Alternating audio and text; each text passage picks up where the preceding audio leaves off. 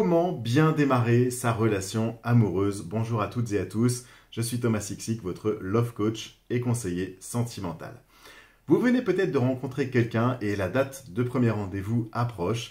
Et les débuts, on sait à quel point les débuts peuvent être un petit peu compliqués. On doute, on se pose beaucoup de questions, on a envie de savoir si l'amour est réciproque et surtout on a envie de mettre évidemment toutes les chances de son côté pour pouvoir réussir sa relation et partir sur des bonnes bases. Et c'est pourquoi aujourd'hui je vais vous livrer tous mes conseils d'experts dans le domaine. Alors oui, juste une petite parenthèse, parce que j'avais très envie de vous en parler. Il faut savoir qu'une relation de couple, je ne sais pas si vous le saviez, mais elle améliore grandement notre humeur et notre estime de soi. Pourquoi on se met en relation? Déjà parce qu'on est des êtres humains qui sont sociables et souvent, bien ce qui est caché derrière la relation, c'est qu'on a tendance à chercher quelqu'un, on cherche une complicité, on cherche à partager un moment de sa vie, on cherche à partager sa vie avec quelqu'un et on ne le fait pas toujours de la bonne façon. C'est pourquoi, par conséquent, aujourd'hui, on va parler de la meilleure façon de démarrer une relation. Alors la première question qu'on doit évidemment se poser, elle va vous paraître évidente, mais c'est: est-ce que je veux vraiment avoir une relation? Est-ce que je me sens prêt à démarrer une relation?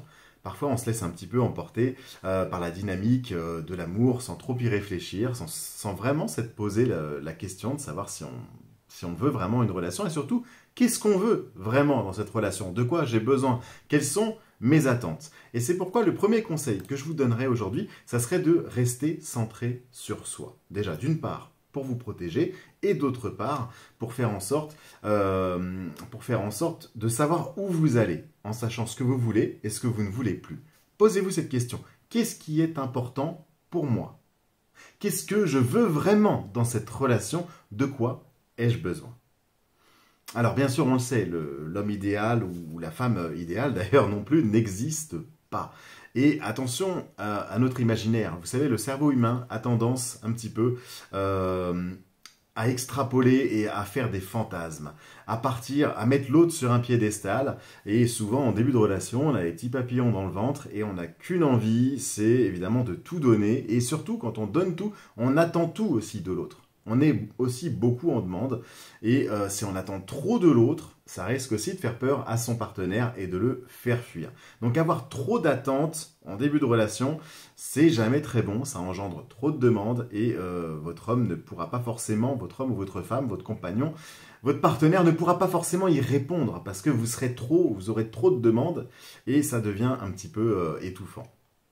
Donc voilà, petite parenthèse, mais vous savez que rechercher le grand amour, moi j'aime pas ce terme. Pourquoi? Parce que rechercher le grand amour, pour moi, c'est quelque chose de toxique. Je vous explique pourquoi. C'est néfaste, ce côté grand amour. Parce qu'on se dit, tiens, voilà, j'attends tout de l'autre. C'est le prince charmant, c'est lui qui va venir révolutionner ma vie, j'aurai rien à faire, j'aurai pas d'effort, tout va bien se passer, parce que ce sera le grand amour. Tu vois, il y en a qu'un déjà. Moi, je trouve ça assez toxique de se dire qu'il n'y en a qu'une seule personne qui peut me correspondre et qu'on doit tout donner. Et non, pour moi, c'est pas ma vision des choses. Et je pense qu'il faut surtout être clair avec soi-même dès le début. Plutôt que d'avoir trop de demandes, moi, je vous conseille plutôt de vous mettre en position d'observateur. Observez comment l'autre, on apprend à connaître l'autre, on va être attentif à ce qui se passe dans la relation, à son comportement, lui tout seul, à son comportement dans le couple, et on est en observation et non pas en demande. On n'exige rien, l'autre ne vous appartient pas. Donc on reste à l'écoute de l'autre et de soi-même, en étant à l'écoute de son corps, des sensations qui y passent, et d'être donc à la fois à l'écoute de soi et à l'écoute de l'autre. Alors, il y a des personnes comme ça que j'ai parfois en coaching qui sont uniquement à l'écoute de l'autre, qui sont uniquement focalisées sur les besoins de leur partenaire. Elles veulent absolument rentrer dans ce moule parce que cette personne leur plaît énormément et elles font tout pour s'y adapter, elles font tout pour que ça colle, mais elles finissent par s'oublier dans la relation et c'est jamais bon pour la suite. Écoutez-vous également, ne vous mettez pas sur le banc de touche, d'accord? Le couple, c'est deux personnes. Et un autre conseil très important, c'est de prendre votre temps. Moi, je suis pour le slow dating. Aujourd'hui, on est dans un monde où tout va beaucoup trop vite. Les smartphones, les réseaux sociaux, les mails, etc. Tout est instantané, on est dans l'instantané. Et on a tendance à oublier que les relations humaines, elles, prennent toujours du temps. Ça prend du temps de connaître l'autre, ça prend du temps de découvrir qui il est vraiment au fond. Je m'aperçois que sur les sites de rencontres, bien souvent, c'est toujours les mêmes questions qui sont posées. Qu'est-ce que tu fais dans la vie? Quelles sont tes passions? Est-ce que tu as des enfants? Quel est ton travail? Etc. etc. Mais on reste très en surface là, c'est pour se faire une idée globale de la personne qui bien souvent c'est déjà écrit sur les petites fiches de sites de rencontres et on revisite finalement la fiche en refaisant le tour de ce qu'on connaît déjà et on ne sait plus aujourd'hui, on ne sait plus communiquer, on ne sait plus rentrer dans la connaissance de l'autre. On n'apprend plus à connaître l'autre. Alors bien sûr, il y a des pièges. Hein. C'est-à-dire qu'en début de relation, on a envie d'entendre de la bouche de l'autre, de son homme ou de sa femme que oui, ça y est, on est en couple et on aime bien avoir des mots sur ça parce qu'on se sent sécurisé. On se dit, ça y est, voilà, il considère qu'on est en couple. Mais bien parfois, vous vous mettez encore une fois dans une position d'attente qui ne rime à rien. Le fait qu'ils vous disent qu'on est en couple, ça n'officialise rien. Peut-être que ça ne l'empêchera pas malheureusement d'aller voir ailleurs, il ou elle d'aller voir ailleurs. Et pourtant, on a besoin de ça. On a ce besoin qu'ils disent quelque chose. Mais simplement, il suffit d'ouvrir les yeux. Plutôt que d'essayer d'être en attente, qu'ils vous disent quelque chose, qu'ils vous disent je t'aime, qu'ils vous disent je vais me marier avec toi, etc. Ouvrez les yeux, tout ça, il y a des signaux pour le voir qui vous permettent un petit peu de savoir s'il a vraiment envie de s'engager, s'il a vraiment envie de s'investir dans cette relation, ou si vous êtes le plan B, la roue de secours, ou simplement le plan d'un soir.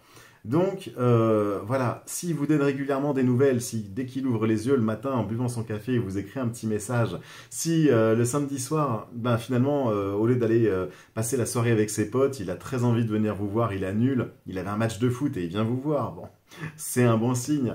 Voilà, il accorde du temps pour vous et pas que le samedi soir à 23h, c'est pas que la nuit ou que le soir, c'est à n'importe quel moment de la journée, de façon aléatoire, il a très envie de vous voir, il modifie un petit peu ses plans et il vient vous voir. Voilà.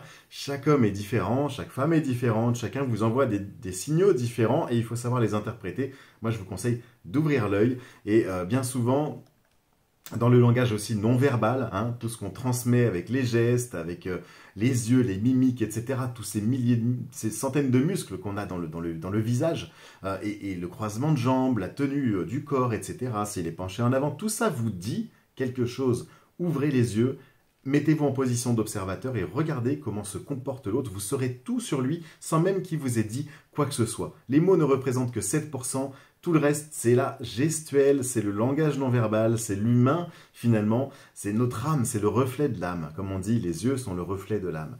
Donc voilà, faites bien attention à tous ces petits détails. D'ailleurs, si ça vous intéresse, j'ai réalisé un cours Décoder le langage du corps. C'est pas pour rien, c'est pour savoir aussi repérer si une personne est en train de vous baratiner.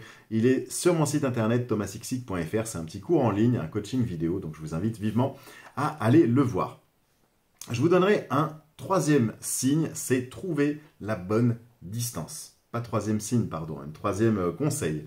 Troisième conseil, c'est d'adopter la bonne distance par rapport à son partenaire. Des fois, on se convient, il y a les attentes et les besoins sont les mêmes dans la relation, mais on a un rythme qui est différent.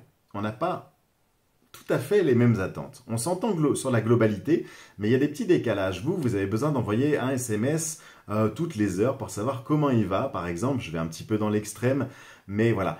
Et lui, en fait, simplement, il vous aime, il est content, il est heureux d'être avec vous, mais pour lui, sa vision de la relation, bah, c'est de se donner des nouvelles 3-4 fois dans la semaine, mais de passer plus de temps, c'est-à-dire 2 heures par exemple au téléphone 3-4 fois dans la semaine. Et vous, non, c'est pas des longues discussions par téléphone, c'est simplement des petits messages comme ça plusieurs fois dans la journée. Donc vous voyez que vous n'êtes pas accordé, vous n'avez pas accordé vos violons. Donc pour ça, il faut savoir aussi, il y a une question d'espace. Une question d'espace où on laisse à la fois un petit peu de désir, pas trop de désir, sinon il y a fusion, et un homme, ça peut faire peur à un homme. S'il y a trop de désir, hein, il y a trop de fusion, et l'homme peut d'un coup se braquer et tout lâcher. Donc on essaie de trouver un bon équilibre, et pour ça il y a une technique qui est super, qui s'appelle la technique du miroir, où simplement il suffit de s'adapter et de se régler à son rythme. Par exemple, il vous appelle tous les 3 jours, eh bien vous attendez 3 jours, vous aussi, avant de le rappeler. Ça va dans les deux sens, hein, attention. Il n'y en a pas qu'un qui s'investit. S'il vous appelle dans 3 jours, eh bien 3 jours après, vous aussi, vous prenez le réflexe de l'appeler. Et ainsi, vous allez créer du manque, vous allez adapter vous allez adapter votre rythme au sien. D'accord? Donc on se synchronise et on sait qu'on va à peu près à la vitesse. On trouve un terrain d'entente. Si vraiment vous, c'est insupportable 3 jours, bon, vous faites 2 jours. On trouve un petit terrain d'entente. D'accord? L'amour, c'est aussi des compromis. Et laissez la relation s'installer petit à petit. Prenez du temps, profitez de l'enchantement de la rencontre. Ne donnez pas tout au début. L'amour, c'est pas une course, c'est un marathon. On a tendance au début de la relation à vouloir tout donner.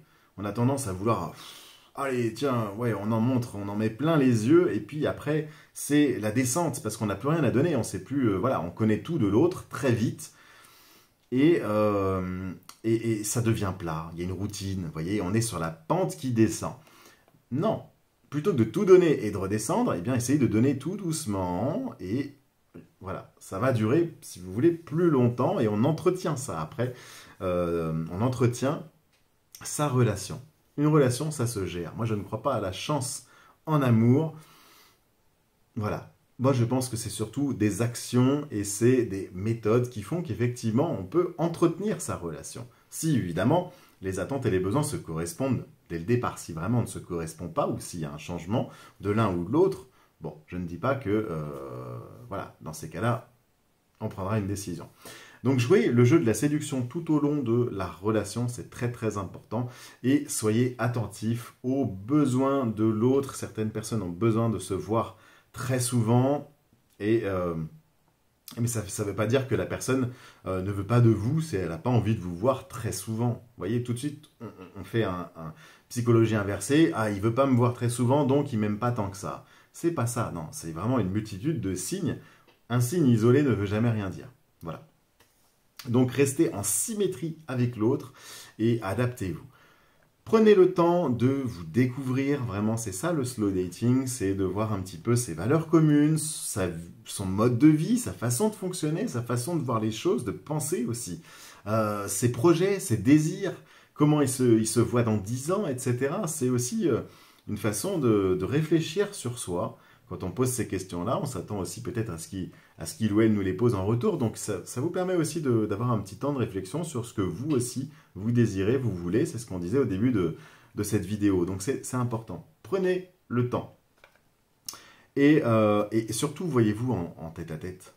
Se voir physiquement, je sais, il y a la visio, on a les technologies, c'est extraordinaire. On a des moyens de communication qui sont fantastiques aujourd'hui. Comme je vous disais, on ne sait plus communiquer convenablement. Alors oui, la visio, c'est très bien quand on est dans une relation à distance, mais prenez le temps de vous voir en vrai, et surtout la première rencontre, vraiment, de se découvrir en chair et en os, parce qu'on peut avoir la meilleure caméra du monde, ça c'est jamais pareil quand on voit le corps en entier, la personne en entier, sa façon d'être, de se tenir, etc. Il y a les énergies aussi, il y a quelque chose qu'on dégage, les phéromones, etc. Donc il y a une question d'alchimie aussi derrière l'amour. Il ne faut pas l'oublier. Voilà, et voir comment il se comporte aussi dans son environnement, avec peut-être le serveur qui va vous apporter un verre, etc. Vous savez, on apprend beaucoup de choses aussi avec les amis, avec la famille, avec l'entourage, les personnes qui vont rentrer en contact avec la personne que vous allez rencontrer. Observez tout. Voilà, si il est très froid et très désagréable avec le serveur, vous savez, un petit peu hautain, ça veut dire quelque chose. D'accord? Pourquoi il se comporte? Pourquoi il a une telle attitude comme ça alors qu'il est complètement différent avec vous-même, par exemple? Posez-vous des questions. Et vous allez chaque jour en apprendre un peu plus sur l'autre. Et après, un autre conseil pour faire durer son début de relation, en tout cas le plus possible, eh bien, ça va reposer essentiellement sur votre capacité à clarifier les désaccords, les maladresses. Il y a souvent bien des malentendus au début de relation, des questions d'interprétation au niveau des SMS, des messages. Et il faut savoir vraiment clarifier et communiquer de façon non violente là-dessus, une communication ouverte.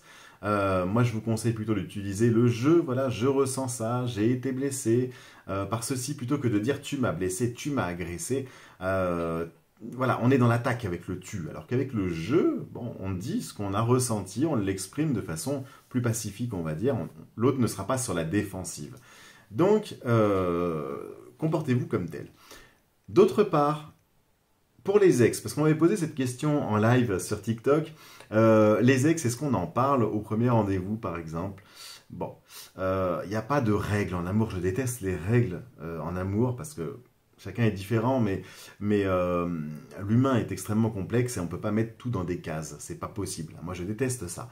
Il n'y a pas de règles. Mais attention de ne pas rompre le charme et de rentrer dans ce sujet qui est un petit peu délicat. Les ex, ça peut faire mal. Peut-être que ça va éveiller des mauvais souvenirs chez l'un comme chez l'autre. Et il faut rester dans la séduction. Donc, ça risque de rompre un petit peu le charme et la séduction et de ramener à un passé qui n'est pas toujours très, très joyeux parfois. Voilà, donc faites bien attention à ça. Je sais que parfois les femmes ont tendance effectivement à être un petit peu curieuses, à vouloir questionner un petit peu comment il était avec ses dernières relations. Vous avez envie de savoir et c'est normal. Mais attention de ne pas le regretter par la suite. Trop en savoir en plus, ça peut aussi vous faire cogiter, vous faire poser plein de questions et pas forcément les bonnes. D'accord? C'est pas parce qu'on connaît le passé de quelqu'un qu'on connaît la personne. Cette personne, elle a sûrement changé, évolué. Peut-être qu'effectivement, il a trompé sa copine quand il avait 15 ans, mais aujourd'hui, il a 45 ans. C'est plus le même homme. Donc, n'allez pas le mettre dans des cases, vous aussi, à vous dire, ah oui, mais puisqu'il l'a trompé au lycée ou au collège, eh bien, automatiquement, c'est un trompeur. D'accord? Et vice-versa. Donc, ne mettez pas les gens dans des cases. Simplement, observez la façon dont ils se comportent dans le présent. Vous, ce qui vous importe, c'est le présent. On peut aborder le passé, mais de façon très rapide. Et enfin, faites un petit travail aussi sur vous-même en amont avant de démarrer une relation amoureuse. Ça permet de mieux démarrer dans les meilleures conditions possibles. Évidemment, si on est dépendant affectif, qu'on le sait, bon, eh bien, pour éviter peut-être à nouveau de retomber dans les mêmes schémas, dans les mêmes erreurs, on fait un petit travail sur soi pour essayer de s'en libérer. J'ai d'ailleurs fait une formation et écrit un livre à ce sujet. Si jamais ça vous intéresse, tout est sur mon site internet thomasxixic.fr. Donc si vous avez un sentiment d'abandon, voilà, faites le point avec vous-même, essayez de savoir où vous en êtes. Et voilà, est-ce que je souffre d'une blessure du rejet, une blessure d'humiliation? Est-ce que j'ai une trahison que j'ai pas digérée? Est-ce que je pense encore à mon ex? Voilà, si c'est le cas, bah, travaillez dessus, avancez et préparez-vous. Préparez-vous à cette prochaine relation pour qu'elle puisse se passer dans les meilleures conditions et ne pas revivre encore à nouveau les erreurs que vous auriez pu faire. Dans le passé, c'est important de se protéger aussi quand on a vécu par exemple une relation toxique. Eh bien, c'est important de ne pas retomber dans les mêmes schémas, essayer de comprendre ce qui, à l'intérieur de nous, a attiré ces personnes toxiques. Est-ce que c'est mon hypersensibilité? Est-ce que c'est ma dépendance affective? Est-ce que c'est mon empathie, mon côté trop gentil? Voilà. Posez-vous les bonnes questions et puis bah, moi je me ferai un plaisir en tout cas de vous accompagner sur tous ces problèmes pour réussir à les gérer. Évidemment, c'est mon métier. Alors, si vous voulez me contacter, vous m'envoyez un petit message sur Instagram qui s'affiche juste ici. Je réponds à tout le monde tous les jours. Voilà. Et bien sur ce, je vous laisse. N'hésitez pas à penser à bien vous abonner à cette chaîne, à me laisser un petit pouce bleu si vous avez aimé cette vidéo. Et je vous dis à très bientôt et surtout, prenez soin de vous. À très vite les amis. Ciao, bye.